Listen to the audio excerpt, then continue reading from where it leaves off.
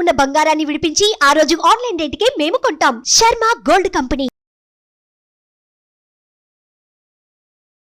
నమస్కారం, నేను మీ జాహ్నవి. మనతో ఉన్నారు ప్రముఖ జ్యోతిష వాస్తు పండితులు, ప్రముఖ ఆధ్యాత్మికవేత్త, లలిత ఉపాసకులు బ్రహ్మశ్రీ నానాజీ పట్నాయక్ గురువు గారు. సూక్ష్మంలో మోక్షం ఈ ప్రత్యేక కార్యక్రమం ద్వారా మనకున్నటువంటి ప్రతి సమస్యని చక్కగా నివృత్తి చేస్తూనే ప్రతి నెల వచ్చే ప్రత్యేకమైన తిథులకు సంబంధించి ఆ విశేషాలు మనకి వివరంగా వివరిస్తూ ఉంటారు కదా. మరి రేపు పౌర్ణమి ఉంది కదా, పౌర్ణమి విశిష్టత ఏమిటి గురువుగారి మాటల్లో డీటెయిల్గా తెలుసుకుందాం. నమస్కారం గురువుగారు. శ్రీమాత్రే నమః. అయితే గురువుగారు, రేపు జ్యేష్ఠ మాసంలో వచ్చే పౌర్ణమి కదా, మరి ఈ పౌర్ణమి విశిష్టత ఏమిటి? ఈ పౌర్ణమిని ఏమంటారు? ఆ రోజు అందరం కూడా ఆచరించవలసిన విధి విధానాలు ఏమిటి? ఇది రెండు రకాలుగా ఉంటుంది. ఒకటి సామాన్య ప్రజలు చేసుకోవాల్సినటువంటిది, రెండవది రైతులకి. ముఖ్యంగా ఏరువాక పౌర్ణమి అంటారు రైతులకి. అంటే నాగలి ఎడ్లకి పొలానికి పూజ చేస్తారు. అంటే ముఖ్యంగా నాగలికి పూజ చేస్తారు. ఈ రోజు నుంచి మరలా వీళ్ళు ఈ యొక్క విత్తనాలు వేయడం కానివ్వండి, ఈ పంటలకు సంబంధించినవి ప్రారంభిస్తారు. ఎందుకు ఈ రోజు నుంచి ఎందుకు ప్రారంభించాలి అంటే, ఎప్పుడు కూడా పౌర్ణమి చంద్రుడికి ఉండేటువంటి బలం అటువంటిది. చంద్రుడి యొక్క కిరణాల చేత ఔషధములు ఇదవుతూ ఉంటాయని చెప్తూ ఉంటారు. అదేవిధంగా మనం ఏదైనా ఒక ముహూర్తం పెట్టుకునేటప్పుడు కూడా చాలామంది నన్ను అడుగుతూ ఉంటారు, ఏమంటే ఏదైనా మంచి ముహూర్తం అంటే చంద్రుడు బాగున్న రోజు చేసుకోండి అని చెప్తూ ఉంటాను. అంటే రోహిణి నక్షత్రంలో చంద్రుడు ఉన్నప్పుడు కానీ, లేకపోతే చంద్రస్థితి బాగున్నప్పుడు, అంటే పాపకత్తెరలో లేనప్పుడు, శుభకత్తెరలో అంటే శుభగ్రహాలతో కలిసి ఉన్నప్పుడు చంద్రుడు, కొన్ని నక్షత్రాలు కూడా చెప్పబడ్డాయి శాస్త్రంలో. ఆ నక్షత్రాల్లో కనుక విత్తనాలు వేసినా, లేకపోతే దానికి సంబంధించిన ఏదైనా ఇప్పుడు మనకి మొక్కలు నాటినా కూడా చక్కగా ఫలకృతం అవుతాయి. ఆ రకంగా అందులో ముఖ్యంగా చాలామంది ఈ మధ్య కూడా నాకు డ్రాగన్ ఫ్రూట్కి సంబంధించినటువంటి ఎవరైనా ఏ టైంలో వేయాలంటే మనకి రోహిణి నక్షత్రంలో వేయండి అంటే వాళ్ళకి బాగా పంట రావడం కూడా జరిగింది. ఓకే, డ్రాగన్ ఫ్రూట్ చూసా. కాబట్టి అన్నము, పాలు, ఆ యొక్క బెల్లము కలిపినటువంటి పదార్థాన్ని అమ్మవారికి నైవేద్యంగా పెట్టి గోవులకు తినిపించడము రైతులు కూడా తీసుకుంటుంటారు. ఇప్పుడు మరి కొంతమంది సాంప్రదాయాన్ని పాటిస్తున్నారు, కొంతమంది పాటించట్లేదు. కాకపోతే ఏంటంటే ఈ జ్యేష్ఠ నక్షత్రం రోజు వచ్చేటువంటి ఈ యొక్క పౌర్ణమి దారిద్ర్యాన్ని తొలగించే పౌర్ణమి అంటారు. ఈ దారిద్ర్యాన్ని తొలగించేటువంటి సర్వసాధారణంగా రైతులు ఎప్పుడు కూడా ఏదో ఒక ప్రాబ్లం పడుతూ ఉంటారు, అందుకని ఇది చేస్తారు. ఇక సామాన్య ప్రజలు ఈరోజు చేసుకోవాల్సింది ఏమిటి అంటే, ఇది ఈ పౌర్ణమి ఎలా వచ్చిందంటే శుక్రవారం పూట రాత్రి ఉంది, శనివారం పూట ఉదయం పౌర్ణమి తిథికి ఉంది. కాబట్టి శుక్ర శని 2 రోజులు చేసుకోవచ్చు. ఎవరికైతే బాగా దారిద్రంగా ఉందండి, మానసికంగా బాగా స్ట్రెస్లో ఉంటున్నాను, ఎప్పుడు ఏదో ఒక మానసిక ఆందోళనతో నేను బాధపడుతున్నాను అనుకునేటువంటి వారికి పౌర్ణమి బ్రహ్మాండంగా పనిచేస్తుంది. ఇవాళ రేపు మనకు తెలియదు ఏముందమ్మా, అప్పులు అవుతూ ఉంటాయి, ఫైనాన్స్ వచ్చిన డబ్బులు సరిపోవు, ఏదో గొడవలు ఇట్లాంటివి ఎక్కువగా ఉంటాయి సర్వసాధారణంగా.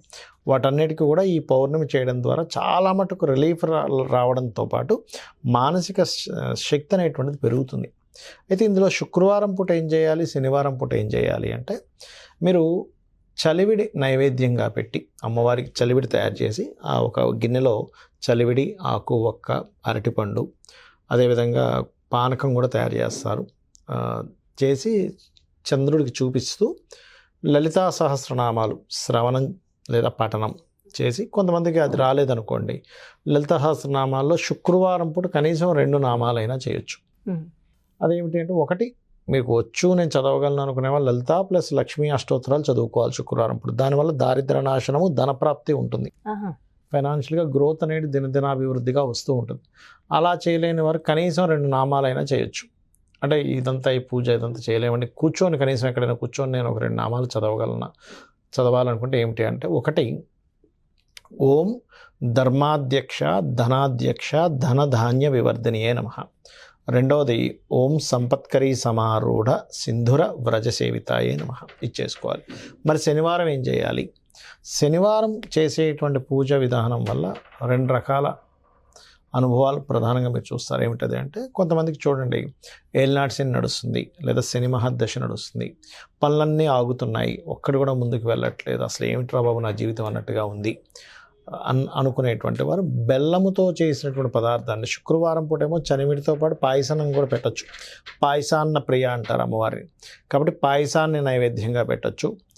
మన ఈ యొక్క శనివారం నాడు గూడాన్నము అంటే బెల్లము కలిపినటువంటి అన్నంతో తయారు చేసినటువంటి ప్రసాదాన్ని అమ్మవారికి సమర్పిస్తూ ఆ రోజు ఎవరైతే ఓం అనాకలిత సాదృశ్య చుబుకశ్రీ విరాజితాయే నమః. అయితే ఈ శనివారం రోజు చేసేటువంటి రోజు ఎవరికైనా కెరీర్ సంబంధించిన ఇష్యూస్ ఉన్నా కూడా ఇంకో నామం ఉంటుంది. అదేమిటి అంటే ఓం మాణిక్య మకుటాకార జానుద్వై విరాజితాయే నమః చేసుకోవచ్చు. ఈ 2 నామాలు చేసినట్లయితే ఒకటి కెరియర్ గ్రోత్ ఉంటుంది, రెండవది ఏలినాడు శని, అష్టమి శని, అర్ధాష్టమి శని ప్రభావం కూడా తగ్గుతుంది. అదేవిధంగా రోగాలు ఉంటాయి కొంతమందికి. అలాంటి వారు ఈ శనివారం పూట ఓం సర్వవ్యాధి ప్రశమనై సర్వమృత్యు నివారిణి అగ్రగణ్య చింత్యరూప కలికల్మషనాశిని నమః చేసుకోవచ్చు. అయితే అమ్మవారి నామాలతో పాటు ఇంకొంతమందికి కోరికలు ఉంటాయి.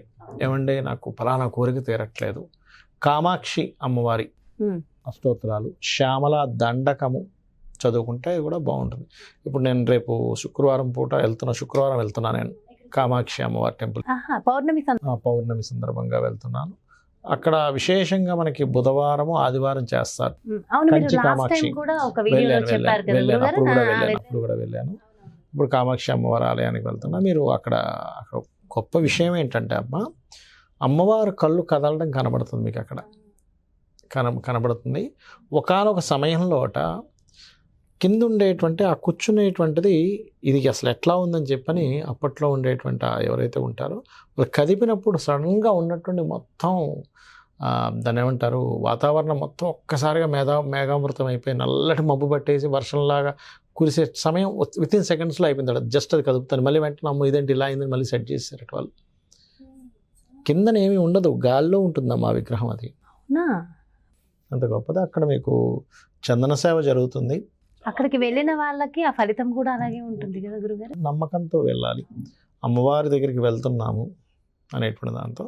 పౌర్ణమి రోజు అయితే అక్కడ తిరుగుతుందట అమ్మవారు. తిరిగి ఎవరికైనా ఏదైనా కావాలా అన్నట్టుగా ఎవరిని కరుణిద్దాం అని చెప్పి చూస్తుంటుందట అమ్మవారు అంటుంటుంది. సో వెళ్ళిన వాళ్ళకి ప్రత్యక్షంగా అమ్మవారి బ్లెస్సింగ్స్ ఉంటాయి. మీరు చెప్తుంటే కూడా అలాగా కనిపిస్తున్నారు అమ్మవారు. అండ్ ఖచ్చితంగా పౌర్ణమి రోజు పౌర్ణమి చంద్రుడి ముందు మనం ఇవన్నీ చేసుకున్నట్లయితే లలిత చదువుకోవడము, కామాక్షి లేదా ముఖ్యంగా ఏంటంటే లక్ష్మీ అష్టోత్తరం శుక్రవారం పూట చదువుకోవడం చేసినట్లయితే ఖచ్చితంగా దారిద్ర్య నాశనం జరుగుతుంది, గుర్తింపు అనేటువంటిది పెరుగుతుంది.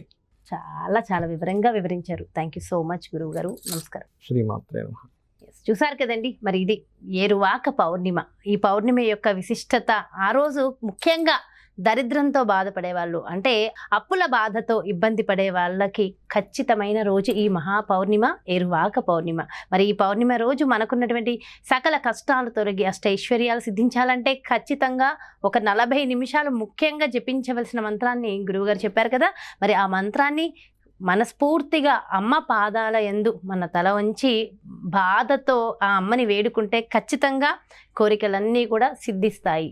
మరో ప్రత్యేకమైన కార్యక్రమంతో మళ్ళీ మీ ముందుకు వచ్చేస్తాను. మరి అలాగే మీ యొక్క జాతకానికి సంబంధించి కానీ, లేదంటే మీ ఇంటి వ్యాపార వాస్తుకు సంబంధించి కానీ గురువుగారిని సంప్రదించాలి, అపాయింట్మెంట్ కావాలి అనుకుంటే క్రింద డిస్ప్లే అవుతున్నటువంటి నెంబర్స్కి కాల్ చేసి అపాయింట్మెంట్ తీసుకోండి. నమస్తే. సుమన్ టీవీలో మీ పర్సనల్ అండ్ బిజినెస్ ప్రమోషన్స్ కోసం కింది నెంబర్కి కాంటాక్ట్ చేయండి.